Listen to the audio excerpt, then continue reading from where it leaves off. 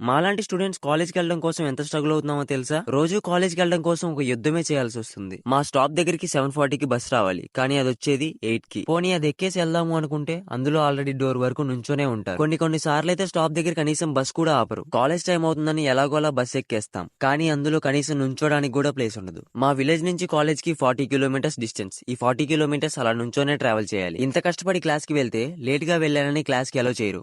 పైగా అటెండెన్స్ కూడా పోతుంది. మార్నింగ్ టైమే కాదు, ఈవినింగ్ వెళ్ళాలంటే అంతకన్నా పెద్ద టాస్క్. కాలేజ్ 4కి కంప్లీట్ అయితే ఆల్మోస్ట్ 1 అవర్ బస్ కోసం వెయిట్ చేస్తూ ఎలాగోలా వచ్చిన బస్ ఎక్కేసి వెళ్ళిపోదాం అనుకుంటే దానిలో ఆల్రెడీ డోర్ చివరి స్టెప్ వరకు నుంచోనే ఉంటాయి. అలా డోర్ చివరి వరకు నుంచొని ట్రావెల్ చేయడం చాలా ప్రమాదం. ఒకప్పుడు బస్ లో సీట్ దొరికితే చాలు అనుకునేవాడిని, కానీ ఇప్పుడు నుంచోడానికి కనీసం ప్లేస్ ఉంటే చాలు అనుకునేలా ఉంది పొజిషన్. మేమే కాదు, మాకన్నా గర్ల్స్ ఇంకా చాలా ఇబ్బంది పడుతున్నారు. ఇంత రష్ లో బస్ లో ఒక సీట్ ఖాళీగా కనిపిస్తే చాలు, ఎడారిలో ఉన్నోడికి వాటర్ బాటిల్ దొరికినట్టు ఆ సీట్ కోసం కొట్టేసుకుంటారు. మీలో ఎంతమంది రోజు కాలేజ్ కి ఆర్టీసీ బస్ లో వెళ్తారో కామెంట్ చేయండి. సబ్స్క్రైబ్ అండ్ ఫాలో మాత్రం మర్చిపోవద్దే.